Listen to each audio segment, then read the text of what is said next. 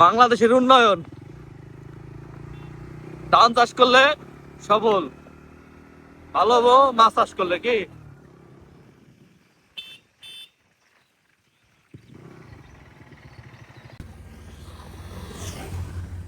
বাংলাদেশের সবচেয়ে সুন্দর রোড হচ্ছে এইটা, ভাঙ্গা হাইওয়ে বা এক্সপ্রেসওয়ে বলতে পারেন।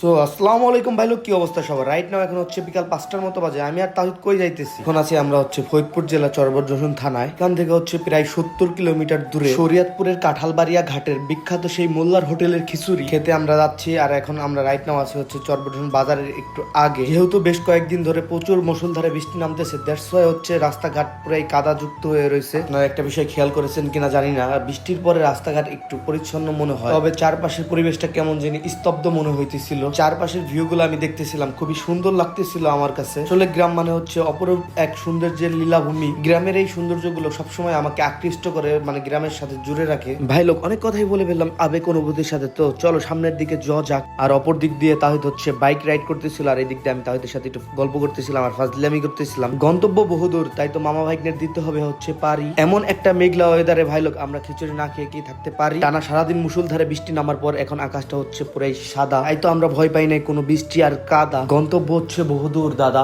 গল্প হলো অনেক, অনেক হলো কথা। এই দিক দিয়ে সূর্য উঠছে, খেয়াল করছেন কি কাকা? ভাই লোক, এটা একটা অনাকাঙ্ক্ষিত ঘটনা। এত বৃষ্টির পরেও যে সূর্য ওঠে ভাই, জাস্ট আনবিলিভেবল। দেখতে দেখতে গল্প করতে করতে আমরা চলে আসছি হচ্ছে ভাঙ্গার পুকুরিয়া বাজারে। এই জায়গা থেকে ভাঙ্গা গোল চত্বর আর মেবি মাত্র 10 কিলোমিটার বা 7 কিলোমিটার হবে। পৌঁছানোর পর একটু রেস্ট নিব, দেন হচ্ছে আবার আমরা রওনা দিব ওই জায়গা থেকে আবার হচ্ছে 25 কিলোমিটার দূরে। আর অন্যদিক দিয়ে আমি একটা বিষয় লক্ষ্য করতেছিলাম, ফরিদপুর ভাঙ্গা যে হাইওয়ে রোডটা, সেটা হচ্ছে বাংলাদেশের সব থেকে ওরেস্ট হাইওয়ে রোড হচ্ছে এইটা। আপনার দিকে তাকাতেই লক্ষ্য করলাম একটা পেট্রোল পাম্প। এই জায়গাতে হচ্ছে আমাদের কিছু তেল নিতে হবে, কারণ হচ্ছে আমাদের গাড়িতে পর্যাপ্ত পরিমাণ তেল নেই। আর এই দিক দিয়ে তাহিদ হচ্ছে তেল নিতেছিল, 450 টাকার মতো তেল নিতে হয়েছে চরবরজশন থানা থেকে আপনার এই শরীয়তপুরের কাঁঠালবাড়িয়া ঘাটে যাইতে। আমাদের তেল লোড করা শেষ, এখন হচ্ছে আমরা আবার রওনা দিয়ে দিচ্ছি। চারপাশের ভিউ এবং পরিবেশটা খুবই অস্থির ছিল, বাট রোডটা ভাই, রোডের কথা না বলি আর। কিছুদিন ধরে এই রোডটা নিয়ে অনেক আন্দোলন এবং হচ্ছে অ্যাক্সিডেন্টের ঘটনা শুনতেছিলাম, জাস্ট এটা আজকে নিজের চোখে দেখতে পেলাম। এই রোডটা দেখার পর আমার মাথায় একটা আইডিয়া চলে আসে, আপনারা চাইলে এখানে ধান চাষ করতে পারেন। সব থেকে বেশি ভালো হবে হচ্ছে মাছ চাষ করলে আপনারা অনেক বেশি লাভবান হবেন। আমি এখানে হচ্ছে বাইকের পিছনে ছিলাম, আর তাহিদ হচ্ছে বাইক চালাইতেছিল। আল্লাহ জানে যে ও কেমনে বাইক চালাইতেছিল এত বাজে রোড দিয়ে। ওই দিক দিয়ে একটা বিষয় লক্ষ্য করলাম যে একটা অ্যাম্বুলেন্স হচ্ছে কোনোভাবেই যাইতে পারতেছে না। ইমার্জেন্সি কোনো রোগী থাকলে ভাই তার কি একটা অবস্থা হবে আপনারা একবার চিন্তা করেন। আর একটু সামনে যাওয়ার পর হচ্ছে আমরা দেখতে পেলাম এটার ভিতরে একটা ইমার্জেন্সি রোগী ছিল, যাকে ঢাকায় নেওয়া হচ্ছিল।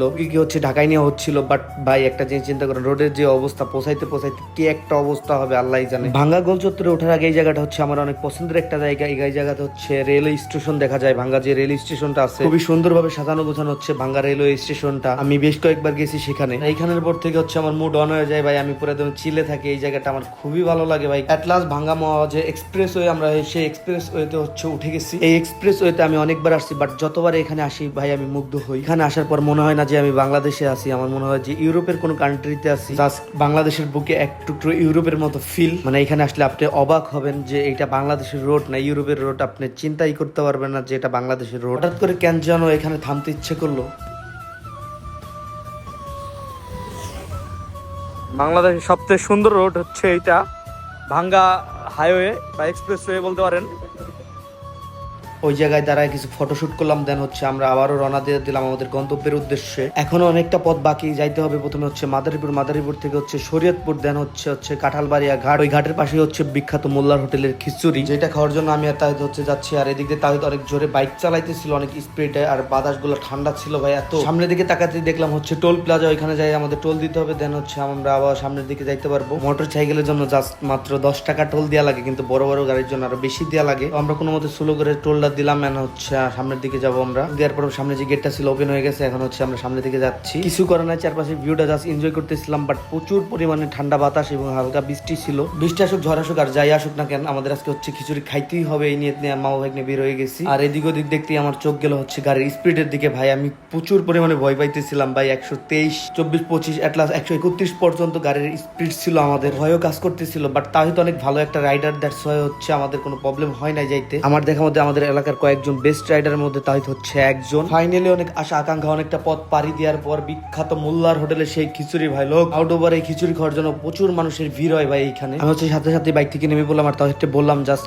বাইকটা একটু সাইড করে রাখো যাতে কোনো সমস্যা না হয় অন্য বাইক গুলা রাখতে। বাইক রাখা শেষে আমি তাহিদ হচ্ছে ভিতরের দিকে চলে গেলাম। এইদিকে হচ্ছে প্রচুর পরিমাণে মানুষ ছিল এই জায়গায়। এই ওয়েদারে যারা দূর দূরান্ত থেকে খিচুড়ি খাইতে আসছে তারা হচ্ছে অবশ্যই বাইক খিচুড়ির লাভার। আমি আর তাহিদ তো আসি আর এই জায়গায় হচ্ছে আমরা বসে একটু রেস্ট নিতেছিলাম হাত মুখ ধোয়ার পর আর ওয়েট করতেছিলাম যে কখন আমাদের খিচুড়িটা আসবে। এট লাস্ট আমাদের সেই কাঙ্ক্ষিত খিচুড়ি যার জন্য এত দূর পাড়ি দিয়ে আমাদের ভাই লোক জাস্ট খিচুড়ির লুকটা দেখেন আপনারা। খিচুড়ি দেখার পর জাস্ট আমার খাইতে মন চাইতেছিল আর এই দিক দিয়ে হচ্ছে তাহিদ খাওয়া স্টার্ট করে দিচ্ছে অলরেডি। আমি তাকে জাস্ট তাহিদের খাওয়া দেখতেছিলাম। খাবার খাওয়া দেখে আমি আর নিজের সামলাইতে পারলাম না, আমিও স্টার্ট করে দিলাম আমার খাবার খাওয়া। আর এই দিক দিয়ে হচ্ছে আমি খাইতেছিলাম। জাস্ট খাবারের বিষয়ে কি বলবো, এক কথায় বলতে গেলে খিচুড়িটা ছিল খুবই চমৎকার, টেস্টটা ছিল দারুণ। খাবার খাওয়া শেষেই আমরা রওনা দিয়ে দিয়েছি কারণ আমাদের বাসায় ব্যাক করতে হবে, অনেকটা পথ আমাদের পাড়ি দিতে হবে। এমন একটা সময় হচ্ছে আমরা আসছিলাম যার ফলে ডে এবং নাইট দুইটার ফিলই আমরা প্রপারলি নিতে পারছি। এই ট্যুরের বেস্ট পার্ট হচ্ছে এই জায়গায় ভাঙ্গা গোল চত্বরের উপরে দাঁড়ায় চারপাশে ভিউটা দেখা। এখানে কিছুটা সময় দাঁড়ায় থাকলে আপনার শরীরে সকল ক্লান্তি দূর হয়ে যাবে। ক্লান্তি শেষে পাবেন আপনি একটা মুগ্ধতা। আমি আর তাই তো অনেকটা সময় এখানে থাকার পর কোনো মতেই আমাদের মন চাচ্ছিল না যে এখান থেকে আমরা চলে যাই। তো ভাই লোক আজকের এই ব্লগটা কেমন লাগলো অবশ্যই আমাকে কমেন্টে জানাবেন আর মাস্ট বি আমার পেজটাকে ফলো করবেন। Piece out.